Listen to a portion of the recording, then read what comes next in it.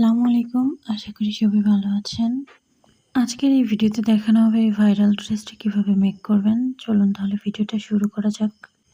এই ড্রেসটি বানানোর জন্য সবার প্রথম আমাদের যে লাগবে কাপড় এবং লেস। এই লেসটি আমরা নিয়েছি 6 মিটার। আপনারা এখানে যে কোনো লেস নিতে পারেন। আমার এটাই পছন্দ হয়েছে তাই এটাই নিয়েছি। যদি আপনার কাছে লেস না থাকে তাহলে আপনি কাপড়ও ব্যবহার করতে পারেন বিভিন্ন ধরনের পাইপিং হিসেবে। আমি এখানে চেরি কাপড়ের মধ্যে 2.5 গজের কাপড় নিয়েছি। আপনার ইচ্ছা মতো আপনি যে কোনো কাপড় নিতে পারেন, সিল্ক, সুতি বা যেটা কমফোর্টেবল ফিল করেন সেই কাপড় দিয়েও তৈরি করতে পারেন। ড্রেসের লম্বা নেব 48।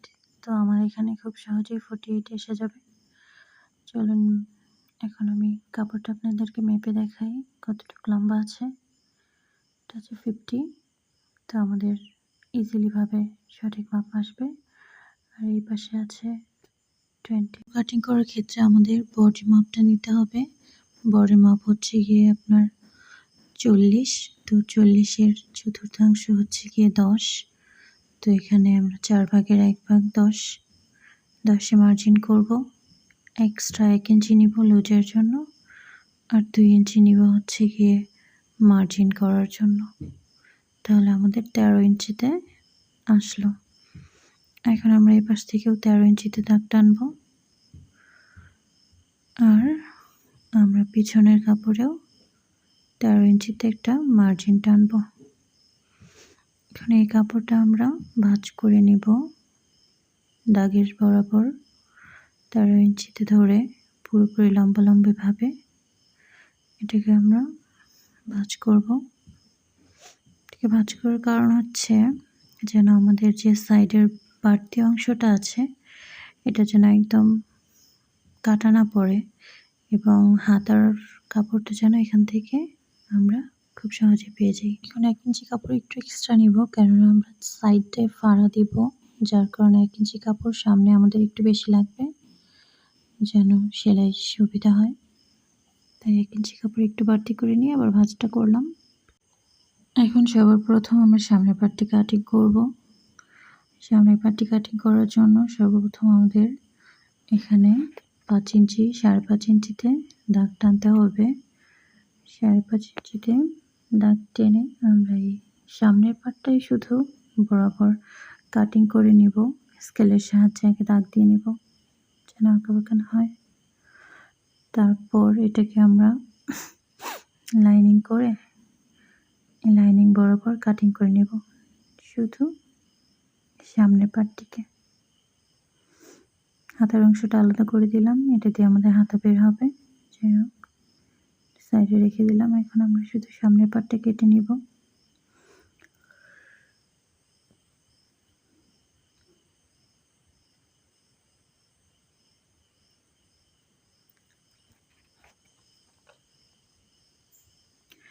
এখন আমরা আবার এখান থেকে 24 ইঞ্চিতে কাটিং করে নেব, কেননা আমাদের এই 24 ইঞ্চির নিচ থেকে এটা ফাড়া থাকবে এবং উপরে আমরা সেলাই করে দিব। একটু চিহ্ন দিয়ে নিলাম সেলাই সুবিধার্থে। কাটিংয়ে আমরা সেলাই করে নেব এটাকে এবং পিছনের সাইডে আমরা রেখে দিই। এখন এই কাটিং করা চিহ্নগুলোর সাথে আমরা জোড়া লাগিয়ে দেব উপরের অংশটুকু। এটিকে আমরা সোজা দিক থেকে সেলাই করব আর কি, উল্টা দিক থেকে রেখে সোজা দিকে সেলাইটা করব যেন আমাদের লেজ লাগানোর সময় এই কাপড়টা লেজের নিচে পড়ে যায়। এজন্য আমরা উল্টা দিক থেকে কাপড়টা রেখে সোজা দিকে সেলাইটা করব। এই তো, এখন আমরা এই সোজা দিক থেকেই লেজটা লাগাবো এবং কাপড়টা লেজের নিচে পড়বে। এতে করে পিছনের ভিতরের যে পার্টটা সেটা অনেক সুন্দর একটা ফিনিশিং আসবে। এখন আমরা লেজটা এইভাবে রাখবো, এভাবে পুরোটা সেলাই করে নেব এই সাইড থেকে এবং এই সাইড থেকে। উপরে লেজটা ডাবল হবে, এতে করে সুন্দর একটা ফিনিশিং লুক আসবে এবং এরকমভাবেই আমরা এই অপর সাইডটাও সেলাই করে নেব। চলুন সেলাই করা যাক। এই তো এভাবে আমাদের লেজের নিচে কাপড়টা চলে যাবে এবং খুব সুন্দর একটা ফিনিশিং আসবে। আর এই ফাড়ার দিক থেকে দুইটা আলাদা সাইড বা আলাদা হয়ে যাবে অটোমেটিকলি। এখানে কাপড়টা আমরা ভিতরে রেখে সেলাই করেছি, ডাবল করে সেলাই করতে হবে সাইড থেকে আরেকটা, এবং আমরা উপর লেসটাও লাগিয়ে নিচ্ছি। লাগানো শেষ হলে এখন আমরা পিছনের যে পাটটা আছে সেটিকে 2 ভাঁজ করে রাখবো এবং যে পাটটাতে আমরা সামনের পাটটাতে লেস লাগিয়েছি সেটা এটার উপরে সুন্দরভাবে বসিয়ে দেব। এবং এখন আমরা শোল্ডারের মাপ নেব। আমাদের হচ্ছে শোল্ডারের মাপ পুরোপুরি 14, এখানে 14 অর্ধেক হচ্ছে আমাদের 7। আমরা 7-এর সাথে মার্জিন করব, 1/2 ইঞ্চি এক্সট্রা নেব সেলাইয়ের জন্য এবং গলাটা নেব 3 ইঞ্চি।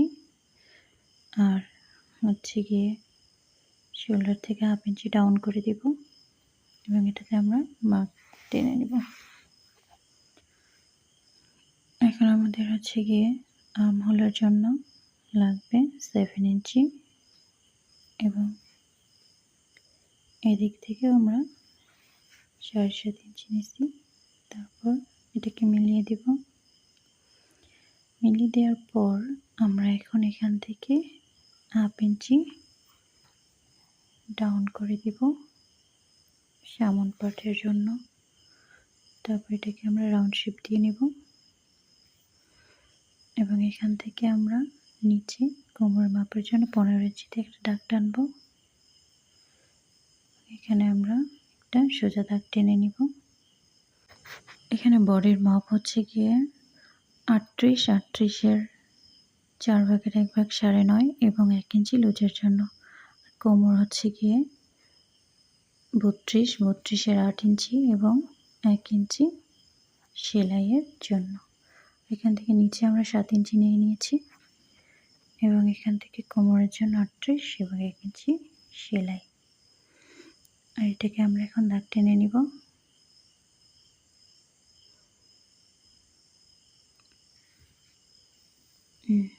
এই অনুযায়ী এখানেও আমরা সমানভাবে সোজা করে নিব। আপনারা চাইলে নিচের ঘের একটু বেশি রাখতে পারেন, যদি সোজাসুজি না রাখতে চান তাহলে কম বেশি বাড়িয়ে আপনাদের ইচ্ছা মতো নিতে পারেন।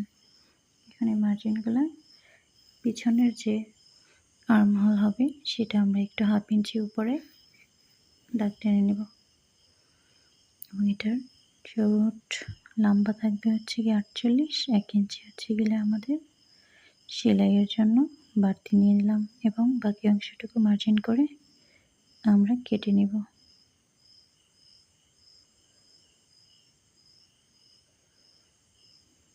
তারপর আমরা উপর থেকে নিচে দাগ অনুযায়ী কাটিং করে নেব।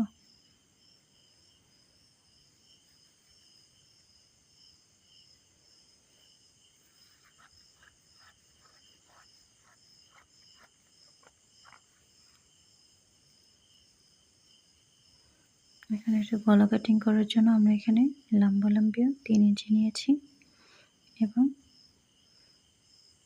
3 ইঞ্চিতে দাগ টানলাম। এটা পিছনের গলা এবং সামনের গলা দুটোই সমান হবে, তাই আমরা সমানভাবে কেটে নিলাম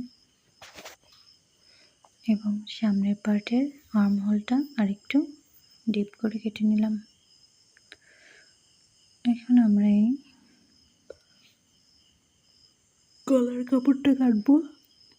তার জন্য একটা কাপ পেপার নিয়ে নিয়েছি এবং পেপারে গলার কাটিংয়ের অংশটুকু রেখে গলাটি আমরা কাটিং করে নিয়েছি এবং এখানে আমরা কাপড় লাগাবো। কাপড় লাগিয়ে গাম দিয়ে নিয়েছি আর কি। এখন এটাকে আমরা গলার সাথে অ্যাডজাস্ট করে দেব। প্রথমে এখানে একটু স্যাম্পল দেখিয়ে নিই কীভাবে আমরা জোড়া লাগাবো, তারপর মেশিনে যাচ্ছি।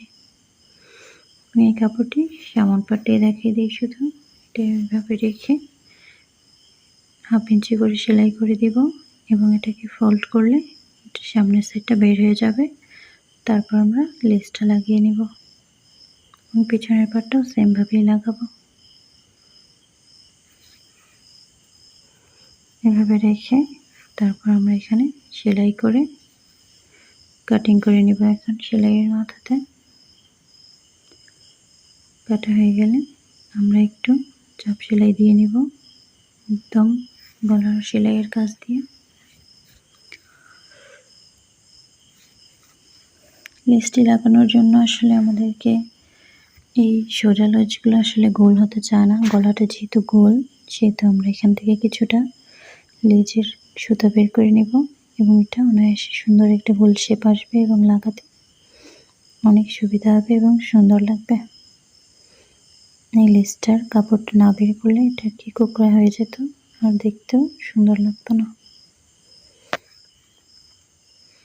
এখন এটাকে আমরা রেখে সুন্দরভাবে রেখে সুতা বের করে সেলাই করলে অনেক সুন্দর একটা ফিনিশিং আসবে।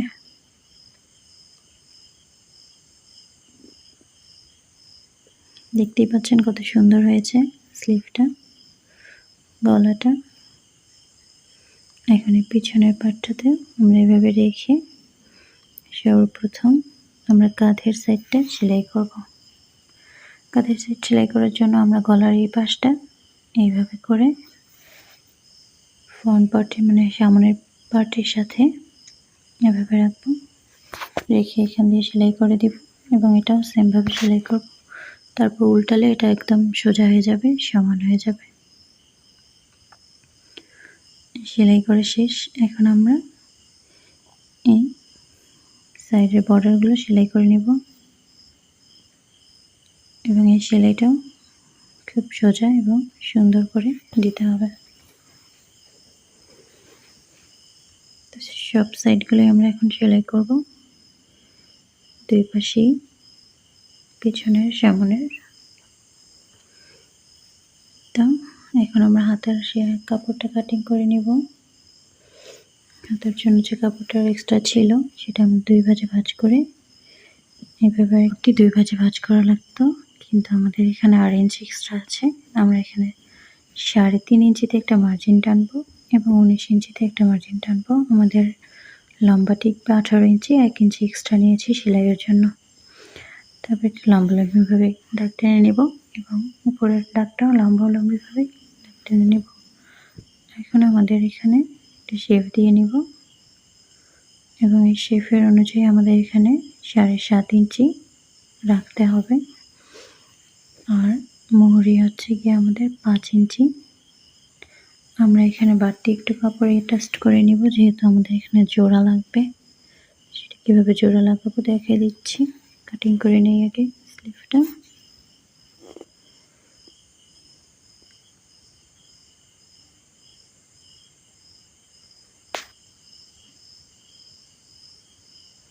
এখন আমরা এই পিছনের কাপড়টা জোড়া লাগার কাপড়টা এটার উপরে রাখবো, রেখে আমরা এটাকে এইভাবে 1/2 ইঞ্চি এক্সট্রা রেখে কাটিং করব সেলাইয়ের জন্য।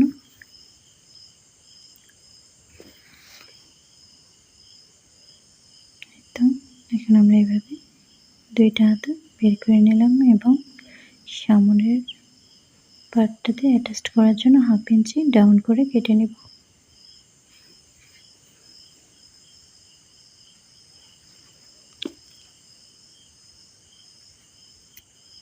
এখন আমরা সোজাসুজিভাবে একটা সেলাই দিয়ে নেব হাতাটাতে।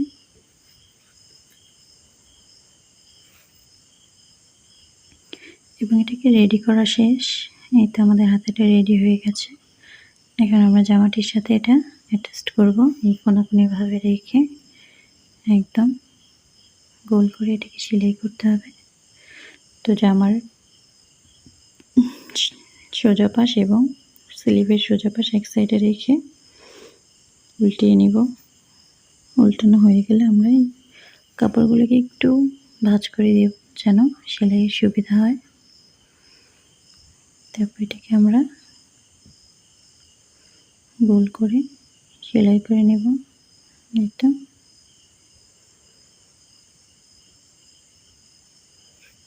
এখন আমাদের হাতাটি রেডি। এভাবে অন্য হাতাটিও আমরা এটাই জোড়া লাগিয়ে নিয়েছি। দেখুন ফিনিশিংটা কত সুন্দর এসেছে এবং কতটা ইউনিক লাগতেছে। একদম ট্রেন্ডিং একটা ড্রেস রেডি হয়ে গেল। আপনারা খুব সহজে এভাবে এই ড্রেসটি রেডি করতে পারেন। ভিডিওটি যদি ভালো লাগে তাহলে অবশ্যই লাইক করে দেবেন এবং যদি আমার চ্যানেলে আপনি নতুন হয়ে থাকেন তাহলে অবশ্যই সাবস্ক্রাইব করে দিবেন। আল্লাহ হাফেজ।